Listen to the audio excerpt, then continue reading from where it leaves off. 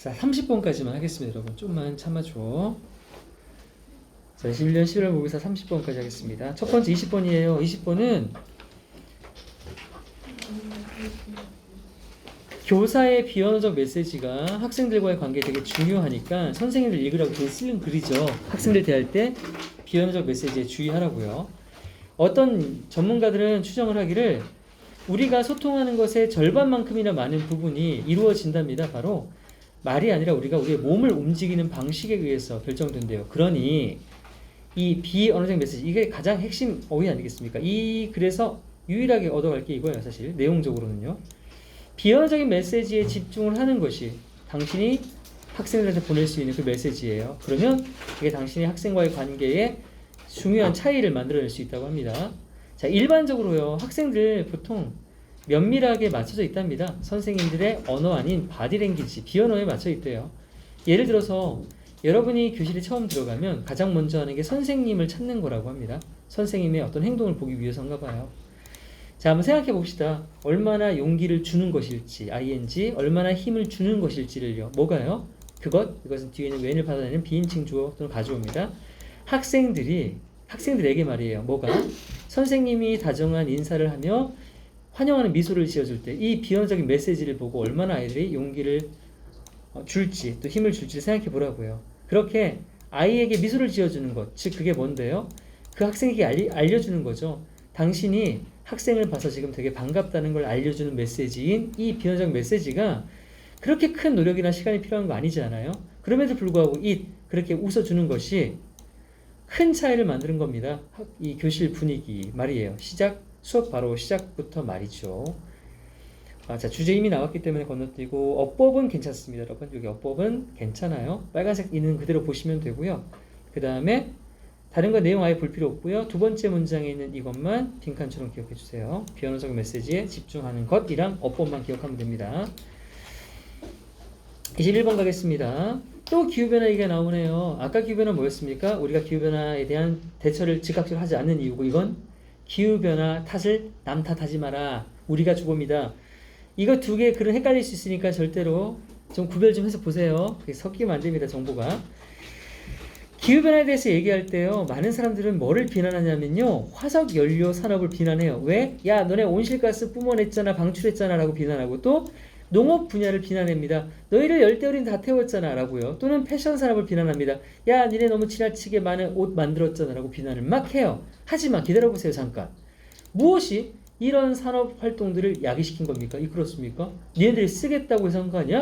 우리의 소비가 바로 주범이라고요.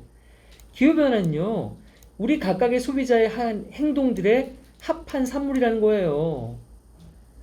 예를 들어 볼까요? 화석연료 산업이요, 얘네가 아주 일반적인 스케이프고트 대신에 여러분 이걸 기억하자.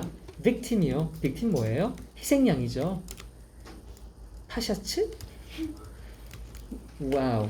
빅팀으로 기억합니다. 희생자요, 희생자. 바로 이 기후변화의 위기에서 좀 억울한 측면이 있다는 거죠. 희생자라고 하는 건요. 자, 하지만 왜 그 화석연료 산업들은 그렇게 많은 화석연료를 태우고 시추 뿜어냈을까요? 우리가 제공한 거 아닙니까? 그 산업에게요. 아주 강력한 재정적, 금전적 동기를 제공한 거 아니에요?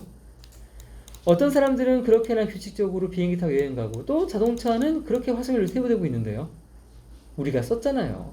어떤 사람들은요, 전기 그렇게 낭비하잖아요. 그 전기 다 발전소에서 화석연료 태워서 만든 건데 그렇게 불 안 끄고 에어컨 막 틀어놓고 했잖아요. 어떤 사람들은 사용하고 갖다 버렸잖아요. 플라스틱 제품이요. 그거 전부 원유, 기름 가지고 만드는 건데요. 맨날 갖다 버렸잖아요. 이래서 화석연료 산업 비난하는 거예요. 그러면서 우리 뭐 했어요? 이런 이따위 나쁜 행동들을 전부 하면서 겉다르고 속다르게 이 회사를 비난한 거, 이거 전부 다 네 얼굴에 침뱉기 아니겠습니까? 라고 했죠. 이미 마지막 문장은 이건 빈추 안 나오겠습니다. 여러분. 빈추가 너무 얼굴에 침뱉기라고 한 찰싹 때리기, 이게 빈칸이 나올 것 같지는 않고요.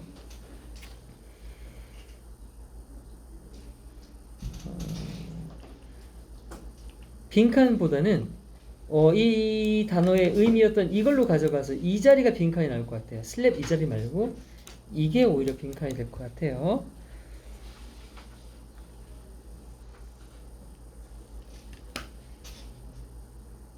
우리의 무지다. 우리의 무지다. 이건 우리의 무지다. 비죽은 강하게 된 무지다.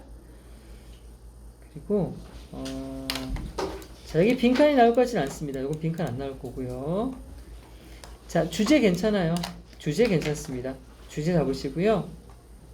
주제랑 하나, 둘, 셋, 넷, 다섯, 여섯, 일곱, 여덟, 9문장이나 되네. 하나.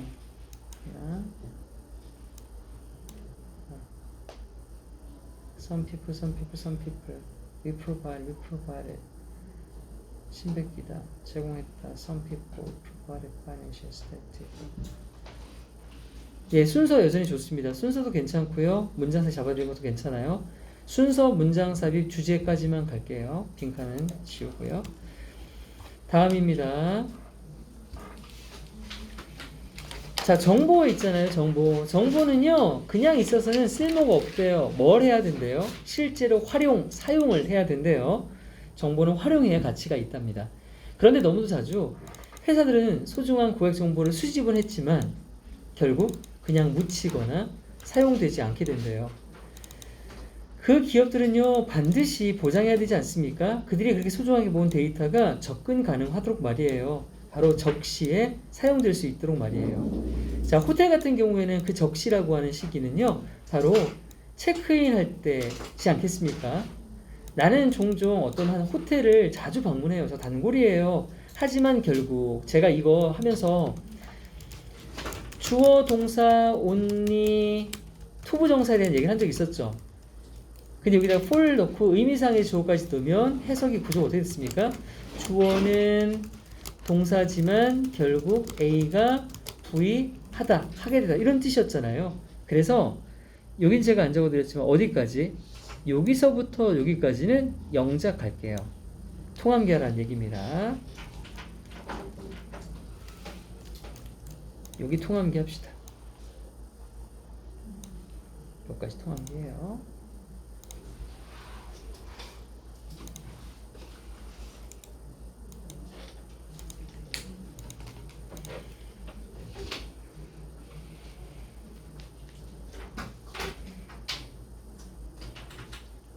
그래서 다시 해석하면 나는 종종 내가 자주 방문하는 호텔에 체크인을 하지만 결국 프론트데스크 인간들은 나를 고객으로서 알아본다라는 그 어떤 표시도 하지 않는다. 나 기분 나빠 죽겠다. 그 호텔은 자, 나의 방문 기록을 저장했었음에 틀림없다. 제가 별표를 몇 번이나 말씀드렸죠. 얘는 어법이기도 하지만 사실 문맥적인 의미도 있는 건데 자, 얘 무조건 기억하십시다. 여기 should 쓰면 절대 안 된다고 했죠. 다시 설명드릴게요. should를 쓰면 뭐뭐 했어야만 했답니다. 그러면 이 호텔은 내 정보를 저장했어야만 했어라고 말한다는 건 정보를 저장하지 않았다는 얘기인데 이 글은 골자가 정보 저장은 다 해. 그런데 활용하지 않는다는 걸 욕하는 글이에요. 그래서 이렇게 쓰면 저장 안 했다는 얘기가 되기 때문에 아예 이 글에 전제가 깨지는 겁니다. must를 써야 저장했으면 틀림없어. 저장했을 거야. 그런데 활용을 안 했어로 가는 거죠. 저장했으면 틀림없어 하지만 그들은 그 정보를 접근 가능하게 하지 않았어. 이 직원들에게. 그들은 아주 가장 좋은 최적의 기회를 놓친 거야. 바로 데이터를 활용해서 충성 고객, 단골 고객에 초점을 맞추는 더 나은 경험을 만들어내는데 실패했단 말이야. 그들이 10명의 고객이 있던 얼마가 있든 상관없이 목표는 동일하다. 바로 고객 충성도를 높여주는 장려하는 그런 즐거운 고객 경험을 선사하는 것이지 않겠느냐 했습니다. 영작하고요. 어법하고요. 두 개만 가겠습니다. 영작이랑 어법만 갈게요. 어휘를 제가 해드렸었죠. 어휘를 뺄 거예요. 어휘는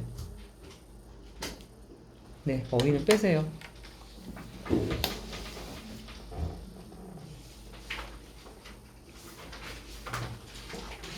대신에 utilize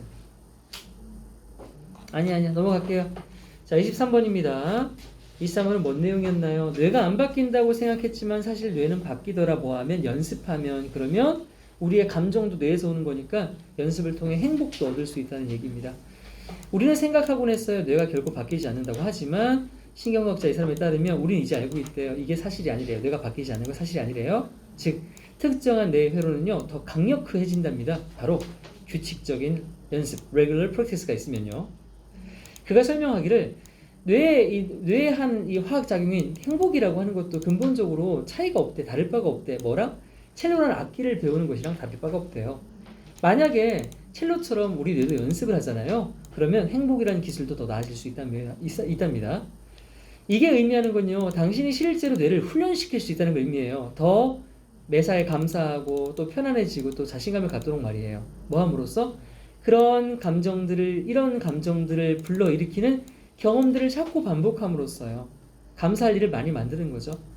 그렇게 당신의 뇌는 형성된다. 바로 뭐에 의해? 네가 반복하는 생각들에 의해 바뀔 수 있습니다.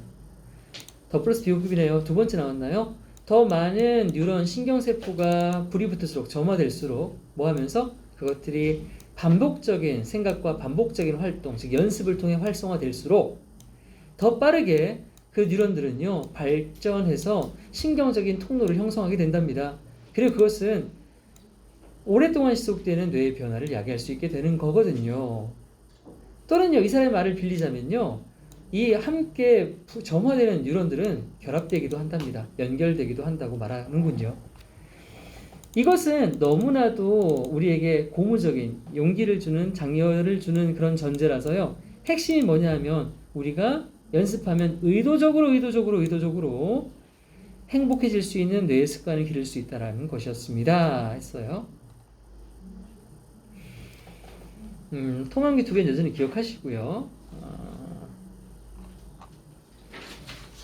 빈칸 순서, 빈칸은 의도적으로 바꿀 수 있다, 의도적으로 바꿀 수 있다, 의도적으로 바꿀 수 있다. 제가 숨길 수 있는 바꿀 수 있다. 네, 빈칸도 괜찮고 여전히 순서는 말하자면